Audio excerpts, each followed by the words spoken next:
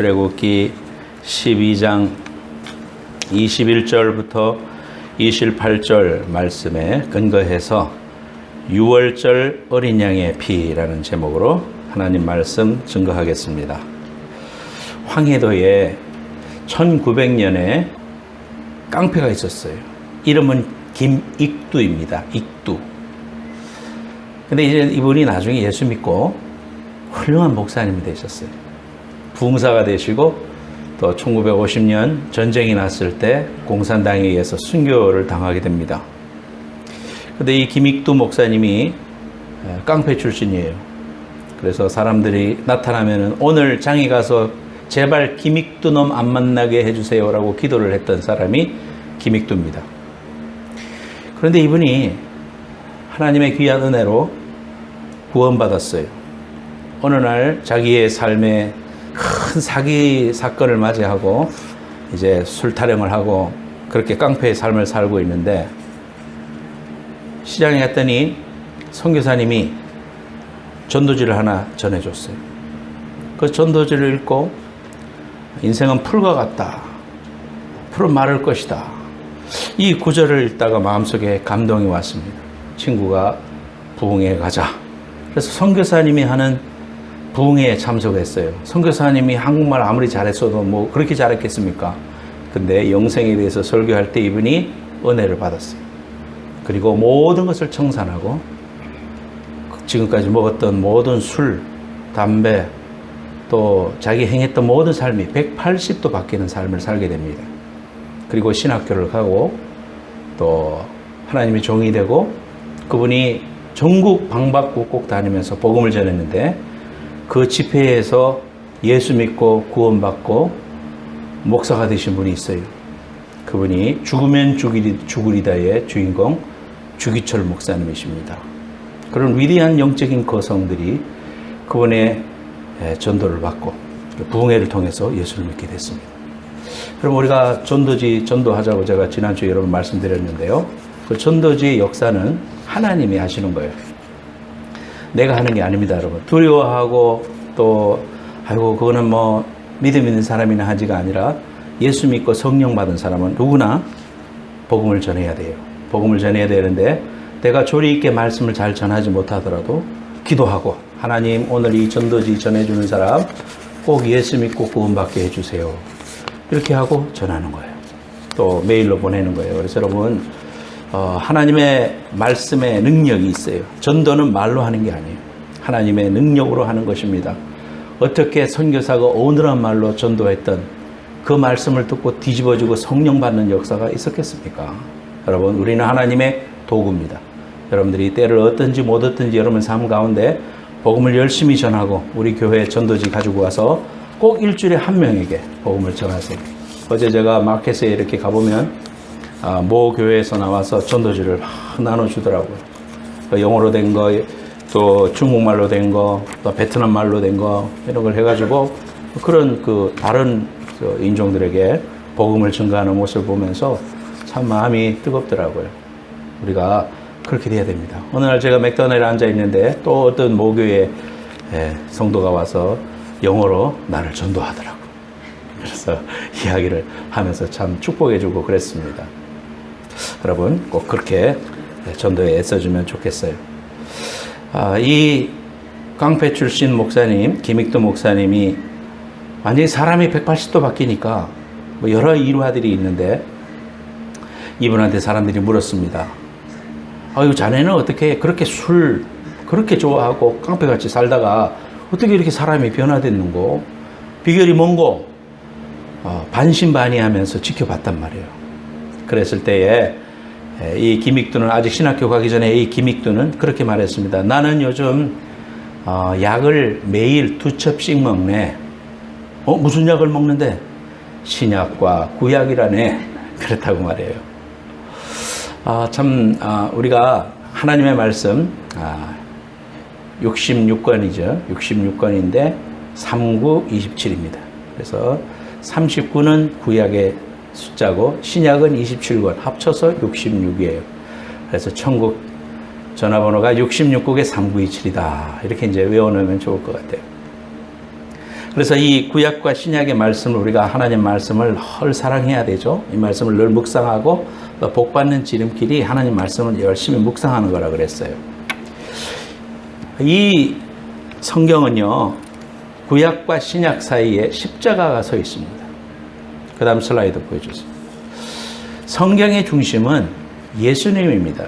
성경은 착한 일 해라, 선한 일 해라, 속이지 말고 살아라, 그런 말씀도 전해주지만 예수님에 대해서 이야기하는 거예요. 그래서 구약은 옛 구약 시대에 살았던 약속, 예수님 오실 때까지의 약속을 말합니다. 그래서 지금 X표가 그려져 있잖아요. X표에서 그래서 구약과 신약 시대로 나눠질 수 있습니다. 그래서 구약 시대를 보면은, 자, 예수 그리스도가 성경의 초점이다. 그래서 하나님이 창조하시고 또 히브리 민족을 선택하십니다. 그리고 유다 지파를 통하여 다윗의 가문을 통해서 마리아의 헌신을 통해서 예수님이 이 땅에 오십니다. 지금으로부터 2000년 전에 예수님이 실제로 이 땅에 오셨어요. 그리고 30년의 공생의 삶을 사시고 부활하셨어요. 그리고 승천하셨습니다. 그리고 우리에게 성령을 보내주셨어요. 그래서 지금부터 우리는 이제 예수 그리스도를 통하여 구원받고, 옛날에는 이스라엘의 역사를 통하여 하나님이 역사하셨는데 이제는 온 유대와 사마리아와 땅 끝까지 이르러 주의 증인되는 교회 시대에 지금 살고 있습니다. 신약 시대에 살고 있습니다. 교회 시대에 살고 있습니다. 우리는 지금 여기에 있어요. 이방인들에게 복음을 전하는. 그런데 복음이 이 땅에 다 전파되면 그 다음에 대환란이 옵니다. 그리고 영원한 하나님 나라, 새하늘과 새 땅이 열리면서 이 땅에 모든 것들은 이제 옮겨지고 하늘나라의 위대한 가치로 우리가 살아가게 되는데 영원히 살게 됩니다. 사람들은 이러한 역사의 흐름표, 이 X가 그리스도를 말할 때 헬라어의 첫 번째가 크스라는 것인데 그것이 X자처럼 생겼어요. 그래서 공교롭게도 우리가 보면 예수 그리스도를 의미하고 있는 것이죠. 여러분, 우리가 이 구약을 통해서 신약을 알고 신약을 통해서 구약을 알게 됩니다. 그래서 성경을 공부할 때는 신약만 가지고 해석하는 게 아니고 구약을 통하여 해석하고, 구약의 말씀도 신약의 말씀을 통하여 보면 이게 통하는구나. 아하, 이 효과가 우리가 성경 말씀을 통하여 읽으면 알게 돼요. 예수님이 유대 땅 베들레헴에 오시겠다고 수천 년 전에 예언이 되어 있는 거예요. 그러니까 유대를 통하여서 예수님이 오는 거예요. 그런데 그 당시에 살았던 유대인들은 예수님이 유대에서 베들레헴에서 태어난 걸 모르고 나사렛에서 자라났기 때문에 에이, 나사렛에서 무슨 선한 것이 오겠느냐. 아니야, 우리의 메시아는 유대 베들레헴을 통해서 와 하면서 예수님을 배척했어요. 잘 모르고. 이처럼 성경의 내용들을 우리가 그렇게 해석할 수 있습니다. 아담과 하와가 범죄하고 난 다음에 하나님이 그 벗은 몸을 입히시죠. 가죽옷을 지어 입히셨다. 가죽옷이라는 것은 어린 양을 잡았단 말이죠. 그래서 어린 양이신 예수 그리스도를 통하여 이 땅의 구원이 이룰 것을 미리 이미 창세기에 우리에게 말씀해 주고 있다는 것을 알게 돼요. 우리가 이렇게 이 성경에 나오는 모든 내용들을 구약과 신약을 통해서 잘 알게 됩니다.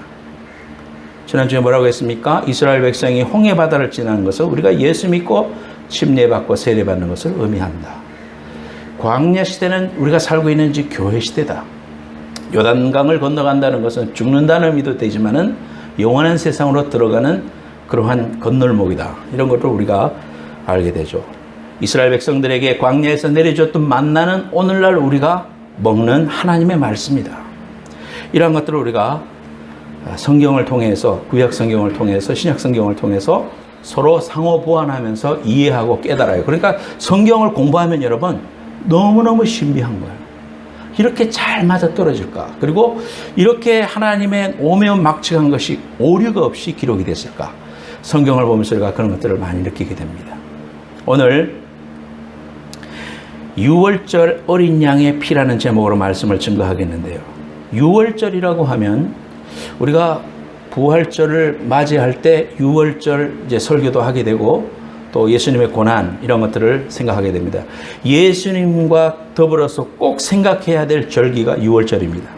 유대인들은 7개의 절기를 지켰지만 그 중에서도 가장 중요하고 우리가 예수 그리스도의 십자가의 죽음과 부활에 대해서 우리가 연관되어 있던 것은 바로 유월절이다 그 말입니다. 지도를 보십시다. 자, 지도를 보면 지중해, 터키, 시리아, 요르단, 사우디아라비아, 이집트 지금 모습이죠. 이곳에 고센 지방에 살고 있었어요. 여기에는 이제 그 범람을 하면서 이 나일강이 범람을 하면서 여기에는 옥토가 돼 있었어요. 여기에 이스라엘 백성들이 주로 살게 됐습니다. 이집트 문명은 당시에 세계 4대 문명 중에 하나인데 가장 먼저 발달되었던 문명이 이집트 문명입니다. 나일강 문명이에요. 그러니까 BC 6000년에서 7000년 사이에 이집트 문명이 가장 먼저 발달했고요. 메소포타미아 문명이 여기 티그리스 유프리카에서 만들어졌습니다. 그러니까 이집트 문명은 세계를 이끌고 있었어요. 이미 예수님이 오시기 전 6000년, 7000년 전에 큰 문명을 이루고 있었기 때문에 그 당시의 왕이라는 것은 태양과 같은 존재였습니다. 파라오. 이런 상황에서 처음에는 요셉과 더불어서 함께 70명이 와서 살았는데 430년이 지나니까 인구가 200만 명이 됐어요.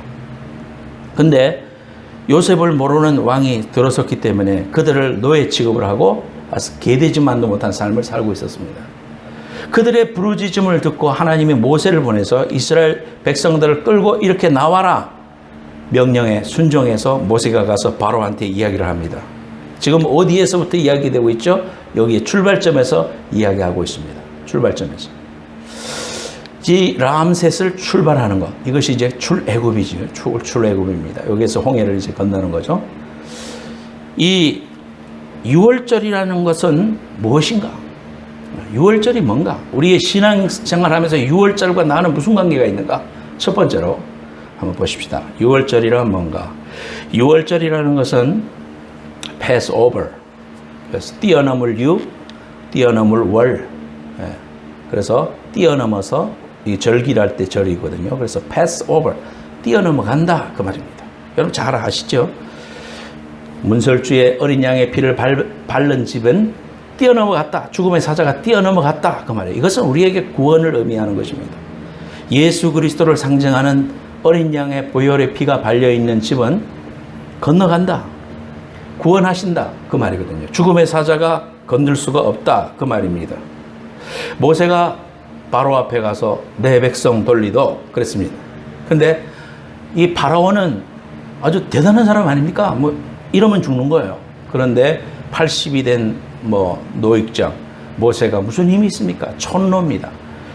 가서 내 백성 돌리도 하니까 줄 리가 만무하죠. 그러니까 지팡이를 던져보고 손을 넣어보고 별짓을 다 해도 안 해요. 그러니까 하나님께서 10가지 재앙을 내리겠다 말씀하십니다. 그 다음 슬라이드 볼까요? 자, 10가지 물이 나일강이 피가 됐어요. 나일을 숭상했을 거 아닙니까? 자기들의 문명이 거기서 시작됐는데 그것이 피로 변했다는 것은 그들의 신을 하나님께서 무시하는 거 아니겠어요? 개구리, 이런 여러 가지 했어요. 맨 마지막이 이제 문설주의 피를 바르는 겁니다. 9개가 되도록 노 마음이 급하니까 살려주시오. 요번만 넘기게 해주시오. 바로가 그런 여러 가지 이야기들을 합니다만은 그래도 마음이 강팍해서 백성을 내보내지 않습니다. 그때에 하나님이 직접 이제 내가 하겠다고 한 10번째 재앙이 첫 번째 낳는 동물이든지 사람이든지 첫 번째 낳은 것들은 다 죽이겠다 그랬습니다. 출애굽기 11장 4절 5절 말씀 보십시다. 슬라이드 보시면은 출애굽기 11장 4절 5절 말씀에 위에 파란 글씨예요. 모세가 바로에게 이르되 여호와께서 이같이 말씀하시기를 밤중에 내가 애국 가운데로 들어가리니 애국 가운데서 처음 난 것은 위에 앉은 바로의 장자로부터 횃불 뒤에 있는 여종의 장자까지와 모든 생축에 처음 난 것이 죽을 것이다. 첫 번째 난 건 다 죽이겠다 그랬습니다. 여러분 둘째도 있고 셋째도 있고 막내도 있는데 왜 하나님이 첫 번째를 죽이라고 했을까요? 그 다음 말씀 까만 글씨 보십시다. 너는 바로에게 이르기를 여호와의 말씀에 이스라엘은 내 아들 내 장자라. 이스라엘은 내 아들 내 장자다. 그렇게 말하고 있습니다. 내가 네게 이르기를 내 아들을 놓아서 나를 섬기게 하라 하여도 네가 놓기를 거절하니까 네 아들 네 장자를 죽이겠다. 그렇게 말했습니다. 이스라엘 백성들을 하나님이 뭐라고 생각한다고요? 장자라고 생각한다 이 말이야. 초태생이다 이 말이야. 가장 먼저 난 것, 귀하고 소중하고 하나님의 것이다. 그렇게 말하는 겁니다. 우리가 하나님의 자녀가 되면 우리가 하나님의 것이라는 건 하나님이 우리를 장자로 여기시고 믿음의 장자로 축복하신다는 거예요. 우리가 어디 취직을 해서 첫 번째 봉급을 받으면 봉급제로 하나님께 첫 열매다 이러면서 드리잖아요. 이런 것들 여러분 어디 가서 믿음으로 그렇게 헌신하세요. 그런 것은 첫 번째 것은 하나님의 것이기 때문에 하나님께 드리는 거예요. 이거 내 거 아니다 이 말이에요. 물론 11조를 통해서 내가 하나님의 것이라고 고백하지만 그러나 내 마음의 결단에서 이거는 하나님의 것이다라는 것을 인정하기 위해서 우리가 통째로 드리든지 또는 구별해서 하나님 앞에 감사 예물로 드리든지 여러분 그렇게 하시는 거 아닙니까? 하나님께서 말씀하시기를 이스라엘은 내 아들 장자다. 내 아들 장자를 안 내놓으니까 너 네 장자 치겠다 그 말이에요. 하나님의 뜻이지요. 그러니까 하루 저녁에 죽음의 신이 이제 지나갑니다. 하나님께서 이스라엘 백성들을 가만 내두지 않으시고 택한 백성들을 위해서는 이 순양 흠없는 순양 하나를 잡아서 문설주에다가 발라라. 프레임에다가 발라라. 위에다가 인중이라는 것은 위고 양쪽에 문설주라는 것은 양쪽 프레임을 말합니다. 그 프레임에다가 발라라 그랬습니다. 순종한 집은 죽음의 사자가 건너갔고 그렇지 못한 집은 전부 다 첫 번째 아들이 다 죽었습니다. 곡하는 소리가 이집트의 밤에 이곳에서 터지고 저곳에서 터질 거 아닙니까? 여러분 자식을 먼저 보낸 부모의 울음을 여러분 들어봤습니까? 자식을 먼저 보낸 부모의 그 마음은 찢어지다 못해 혼절까지 할 수 있어요. 그만큼 아픕니다. 우리가 부모보다 먼저 가는 게 우리의 속담에도 불효다 그런 말이 있잖아요. 여러분 어찌든지 아주 길을 쓰고 잘 살아서 부모님께 잘 효도하셔야 됩니다. 그래서 그 일이 일어나자 마침내 그렇게 완고했던 바로는 좋다 나가라. 제발 좀 나가주라. 어떻게 하면 나갈래? 니들이 원했는 대로 다 해라. 가서 여호와 섬겨라. 우리 나가려면은 나가면 그동안에 노예로서 노임도 못 받고 그렇게 일했는데 좀 내놔라. 노임을 내놔라. 그래 다 줄게. 그래서 가지고 있던 그 모든 검은 폐물 또 물건들 이런 것들을 다 줬습니다. 그리고 그날 밤에 급히 한밤중에 다 나가라 해서요. 이스라엘 백성들이 나가게 돼요. 그래서 오늘 말씀해 보면은요. 누룩 넣지 않은 빵을 가지고 황급히 나가는 겁니다. 그 다음에 서서 먹고 또 낙물도 억지로 챙기고 해서 급히 떠난 것을 알 수가 있어요. 그래서 누룩 넣지 않은 베이킹 파우더가 들어가지 않은 그런 딱딱한 빵을 광야에 다니면서 먹었기 때문에 6월절이 되면 지금도 이스라엘 백성들은 딱딱한 누룩 없는 빵을 먹습니다. 그래서 6월절부터 무교절이 7일간 시작되는 것입니다. 자, 이러한 일을 기념을 하라 하면서 다 챙겨줘서 떠나게 돼요. 그러니까 종의 신분으로 있던 이스라엘 백성들이 출애굽하여 그들을 떠나는 것을 하나님께 감사하는 절기가 6월절이 됐어요. 이것을 하나님이 지켜라. 언제 그 말씀을 하셨느냐 하면 모세와 아론이 애굽에 있을 때 그렇게 말하고 있습니다. 그래서 12장 1절에 여호와께서 애굽 땅에서 모세와 아론에게 일러 말씀하셨다. 6월절을 지키라. 그렇게 말하고 있습니다. 예수님도 6월절을 지키기 위해서 예루살렘에 여러 번 올라가셨습니다. 성경에 다 기록하고 있어요. 그러니까 예수님도 6월절을 지키셨죠. 6월절의 정신과 6월절의 그 선포가 우리의 삶에도 필요하다는 사실을 성경은 우리에게 이야기하고 있습니다. 자, 지금은 그러면은 어린 양을 잡지 않고 지금은 누룩 넣은 빵을 먹지 않습니다. 왜 그러냐? 예수 그리스도께서 마지막 어린 양이 되셔서 제사를 완성하셨기 때문에 이제 더 이상 그렇게 하지 않습니다. 그리고 우리는 그 정신을 우리의 마음속에 지키고 성찬 예식을 통해서 예수님의 살과 피를 마시는 이 일을 통해서 우리가 하나님 앞에 그 정신을 지키고 있기 때문에 지금은 양을 잡지 않습니다. 이것이 바로 6월절이다. 우리가 죄와 저주와 사망에서도 구원받아 하나님의 귀한 자녀가 되고 노임을 받고 자유를 얻고 우리가 나 자유 얻었네, 너 자유 얻었네, 우리 자유 얻었네 기뻐하면서 찬양할 수 있는 것은 바로 유월절 어린 양 되시는 예수 그리스도가 희생을 당했기 때문이라는 사실을 성경은 우리에게 말하고 있습니다. 두 번째는 우리가 어린 양의 보혈의 피로 구원받는다. 어린 양의 보혈의 피로 구원받는다. 침례 요한이, 세례 요한이 그렇게 말했죠. 예수님을 가리키면서 세상 죄를 지고 가는 하나님의 어린 양이다 그랬습니다. 예수님을 가리켜서 하나님의 어린 양이다 그렇게 말했습니다. 히브리서 10장 9절에서 14절 말씀 제가 읽겠습니다. 그 후에 말씀하시기를 보시옵소서. 내가 하나님의 뜻을 행하러 왔나이다 하셨으니 그 첫째 것을 피하시면 둘째 것을 세우려 하심이라. 이 뜻을 따라 예수 그리스도의 몸을 단번에 들이심으로 말미암아 우리가 거룩함을 얻었노라. 제사장마다 매일 서서 섬기며 자주 같은 제사를 드리되 이 제사는 언제나 죄를 없게 하지 못하거니와 오직 그리스도는 죄를 위하여 한 영원한 제사를 드리시고 하나님 우편에 앉으사 그 후에 자기 원수들을 자기 발등상이 되게 하실 때까지 기다리시니 그가 거룩하게 된 자들을 한 번의 제사로 영원히 온전하게 하셨다.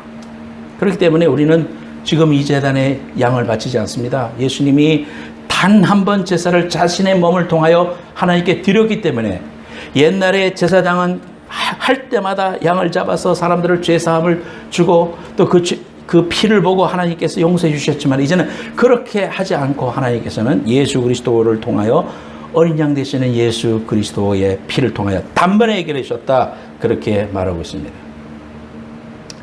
우리가 이 보혈의 능력을 의지하지 않고서는 우리 신앙생활 승리할 수가 없습니다. 저와 여러분들이 구원받을 수도 없고 천국도 못 갑니다. 보혈의 능력을 내가 경험하고 그 보혈의 귀한 은혜로 살아가는 것이야말로 승리하는 신앙생활의 비결이라는 것을 알게 돼요. 보혈이라고 해서 예수 그리스도의 보혈의 어떤 그 실제적인 피 자체가 우리로 하여금 승리케 하고 거기에 무슨 신비한 능력이 있다. 그것이 아닙니다. 예수의 보혈이라고 말하는 것은 복음을 말하는 것입니다. 예수 그리스도가 우리의 허물을 위해서 죽으셨다가 부활하셨다는 사실. 우리는 해결할 수 없는데 예수 그리스도가 이 땅에 오셔서 십자가를 통하여 그 구원을 완성해 주셨다는 사실. 그 사실을 내가 믿고 고백하고 선포할 때 이 부활의 능력이 나타난다는 사실을 우리 잘 알아야 됩니다. 그것을 고백하고 선포하는 행위가 보혈의 능력이다. 요한일서 1장 7절 말씀 보시겠습니다. 요한일서 1장 7절 말씀. 그가 빛 가운데 계신 것 같이 우리도 빛 가운데 행하면 우리가 서로 사귐이 있고 그 아들 예수의 피가 우리를 모든 죄에서 깨끗하게 하실 것이다. 누구의 피가? 예수의 피가. 예수의 피가 우리를 모든 죄에서 깨끗하게 하실 것이다. 그렇게 말했습니다. 양의 피가 흘려질 때 비로소 바로의 의지가 꺾였습니다. 그 전까지는 끝까지 핑계를 대면서 자신의 백성을 놓지 않았는데 어린 양의 보혈의 피가 잘라졌을 때 바로는 놓아버리고 말았습니다.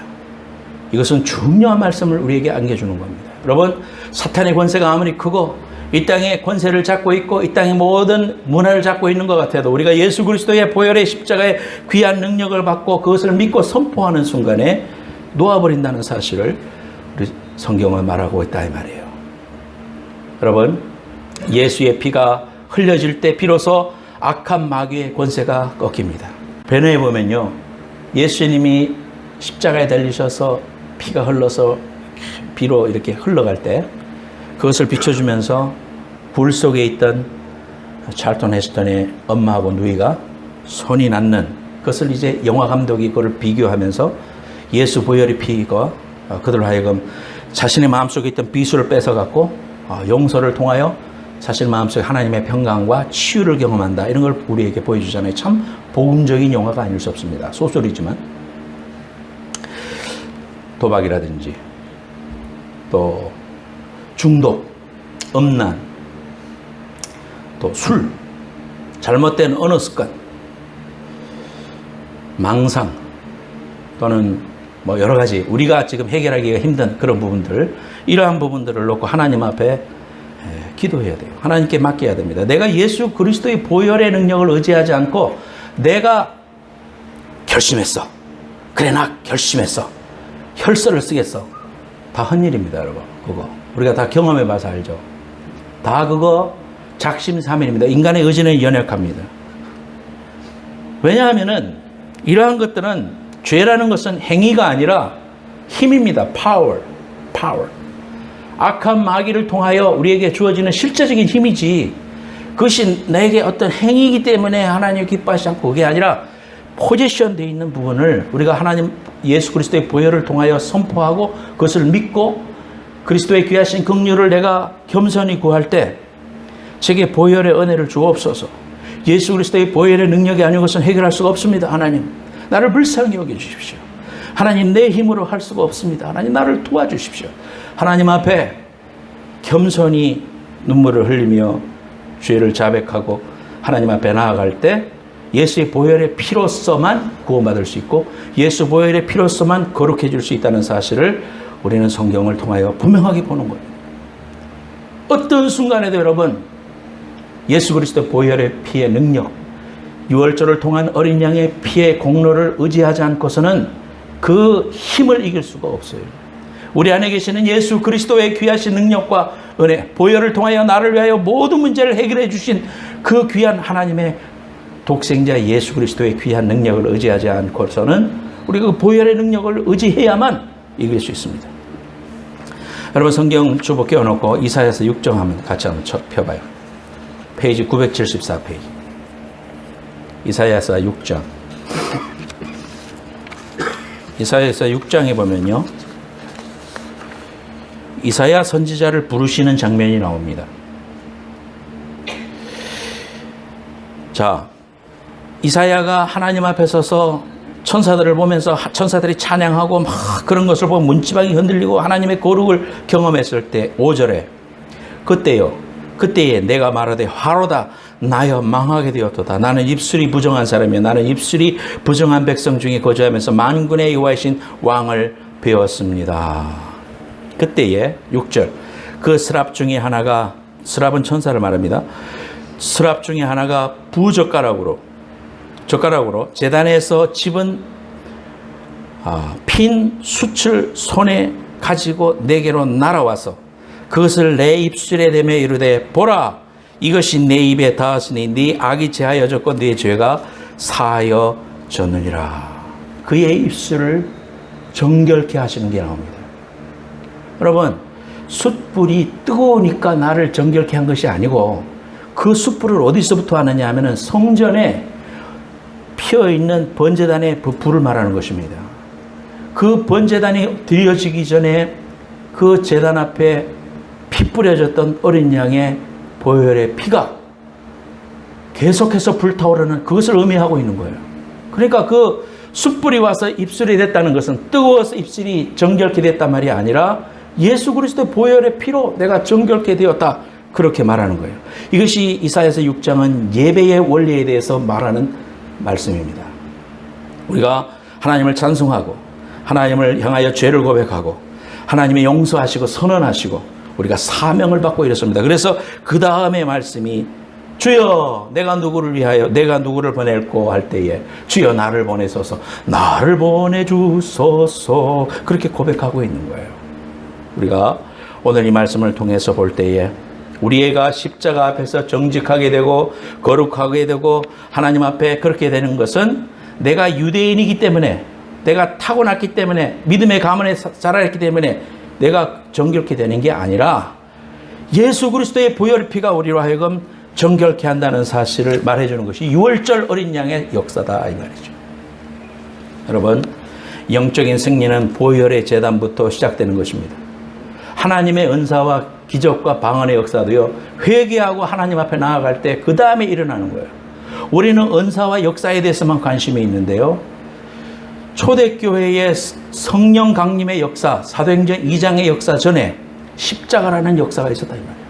십자가를 통하여 모든 백성들이 죄 사함 받고 회개하고 그들이 예루살렘에 모여서 회개하며 성령 받기 위하여 간절히 기도할 때 성령이 임하고 방언이 터졌습니다. 우리가 보혈로 씻겨야 돼요. 참된 예배의 핵심이 바로 어린 양의 보혈의 피가 되어야 됩니다. 여러분, 아론의 두 아들 옴니와 비느하스가 성전에서 쓰는 불을 사용하지 않고 자기 멋대로 다른 불 가져다가 사용했다가 하나님 앞에서 즉사한 걸 볼 수 있습니다. 그거 왜 그러냐? 성전의 불은 어린 양의 보혈의 피를 통하여 피가 뿌려지고 거기에 불살라졌던 성전의 거룩한 불을 통하여서만 항상 불씨가 전달되어야 하는데 그렇게 하지 않았기 때문에 그렇다 이 말이에요. 오늘날 교회 안에서 예수 그리스도의 보혈의 능력과 십자가의 어린 양의 보혈의 피에 대해서 설교하지 않고 그것이 삶의 가장 중요한 교회의 밸류가 되지 않으면 옴니와 비느하스처럼 하나님 앞에 버림받을 수도 있다는 사실이에요. 사회봉사, 또 사람들끼리 모여서 같이 그룹을 짓고 놀고 같이 즐거워하고 이런 것 교제의 원리 중에 하나이기도 하지만 그러나 그것이 주가 돼서는 안 되죠. 하나님의 교회는, 행복한 교회는 가장 최고의 밸류가 뭐가 되어야 된다 이 말이에요. 예수 그리스도 보혈의 어린 양의 피가 예배의 중심이 되어야 되고 선교의 중심이 되어야 되고 모든 활동의 중심이 되어야 되고 사랑하는 거에 근간이 되어야 되고 우리의 모든 활동이 어린 양 예수 그리스도 보혈의 피에서 거기에서부터 시작하고 있다는 사실을 여러분 꼭 믿고 그 사실이 여러분의 삶의 고백이 되고 그것이 나를 움직이는 에너지가 되기를 예수님의 이름으로 축복합니다. 출애굽기 오늘 본문으로 다시 돌아와서 출애굽기 12장 23절에 보면요. 우슬초로 앞에 화면 보세요. 자, 우슬초로 지금 하는 일들이 뭡니까? 지금 이 우슬초 이 가지예요. 이걸로 이렇게 바르고 있죠. 우슬초 묶음을 가져다가 그릇에 담은 피에 적셔서 그 피를 문, 임방과 좌우 설주에 뿌리고 아침까지 한 사람도 자기 문 밖에 나가지 마라 그랬습니다. 여러분이 중요한 거요. 아침까지 한 사람도 자기 문 밖에 나가지 말라. 문 안에 있을 때 구원이 있습니다, 여러분. 예수 그리스도라는 이 귀한 은혜의 문 안에 머물러야 그 혜택을 보는 거예요. 예수 그리스도를 떠나서는 아무것도 아니에요. 그는 보호받을 수가 없어요. 우리의 삶에 어려움이 오고 기도 제목이 오고 환난이 오고 고통이 올 때 우리가 어떻게 해야 돼요? 더 예수 그리스도의 보혈 앞에 바짝 엎드려야 됩니다. 바짝 엎드려야 됩니다. 그래서 하나님 도와주세요. 예수 그리스도의 보혈의 능력 내가 의지합니다. 기도도 그렇게 하세요. 자, 그 다음 슬라이드 봐요. 우슬초가 이렇게 생겼습니다. 그래서 이거를 잘라가지고 이렇게 발랐습니다.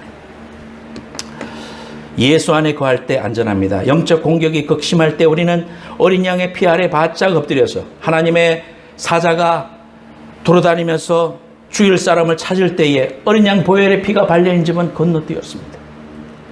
하나님의 사자도 어린 양의 보혈의 피를 상징하는 그 보혈의 십자가가 발려있는 그것은 건들 수가 없었어요. 하물며 악한 마귀가 우리를 어떻게 건들겠습니까? 우리를 보호하시는 것은 나의 믿음 생활의 열심과 내 신앙의 연조와 얼만큼 헌금했니, 얼마만큼 내가 하나님 앞에 잘 살았니, 이거보다도 더 중요한 것은 내 심장 속에, 여러분의 신앙생활 속에 예수의 보혈의 피가 뿌려지고 있는가? 구원의 감격과 은혜로 여러분 앞에 서는가요? 찬양팀. 구원의 감격으로 하나님 앞에 예수 보혈의 피로 내가 설 수 없는데, 감히 하나님의 보좌 앞에 설 수 없는데 나를 이렇게 살려두시면 예수 보혈의 은혜구나, 예수님의 귀한 은혜구나, 그 감격하면서 하나님 앞에 서는 겁니다. 성가대 갔을 때도 마찬가지예요. 예수 그리스도의 이름을 걸고 선교지에 갈 때도 마찬가지예요. 여러분이 예수의 복음을 증거할 때도 마찬가지예요. 여러분, 그러므로 이런 기도를 하세요. 주님, 예수님의 보혈로 우리 교회를 덮어주시옵소서. 우리의 신앙생활, 우리를 덮어주세요. 하나님, 우리의 가정의 문제, 여러 가지 문제 있다고 자꾸 컴플레인하지 말고 걱정하지 말고 덮어달라고 기도하셔야 됩니다. 보혈의 십자가의 귀한 은혜를 내게 부어주십시오. 내 자식을 어린 양의 피로 덮어주시옵소서. 내 사업을 하나님 어린 양의 보혈의 피로 덮어주시옵소서. 보혈의 은혜를 이제 믿음으로 믿고 입으로 선포하세요. 그것이 기도입니다, 여러분. 오늘도 기도할 때 주님, 보혈의 귀한 은혜를 오늘 내 상황 속에 덮어주시옵소서. 넘어지기 쉽고요, 자빠지기 쉽습니다, 여러분. 우리 인생이 그렇게 연약한 존재입니다. 6월절의 정신으로 살아가야 돼요. 선포해야 됩니다. 악한 마귀는 내가 예수 그리스도의 보혈의 능력의 힘입어 하나님 앞에 간구할 때, 그것을 내 입술에 선포할 때 우리의 가정 속에 예수 그리스도의 보혈의 귀한 십자가의 능력을 돕노라. 하나님 함께해 주시옵소서. 이렇게 선포해 버릴 때 악한 마귀는 떠나는 것입니다. 여러분의 잘못된 습관도 떠나는 것입니다. 예수 그리스도의 귀하신 능력 앞에 겸손히 엎드려 회개하고 눈물로 주님의 귀한 도우심을 간절히 구할 때 그 속에 기적이 있고 역사가 있고 은혜가 있습니다. 십자가를 소중히 여겨야 돼요. 히브리서 11장 3절에 여호와께서 그 백성으로 애굽 사람의 은혜를 받게 하셨고 또 그 사람 모세는 애굽 땅에 있는 바로의 신하와 백성의 눈에 아주 위대하게 보였더라. 우리가 유월절 어린 양의 보혈의 피로 무장하여 이 사실을 믿고 입술로 고백하게 될 때 세상 사람들이 우리를 향하여 두려워하게 된다 이 말이에요. 아주 위대한 사람으로 봤더라 그러잖아요.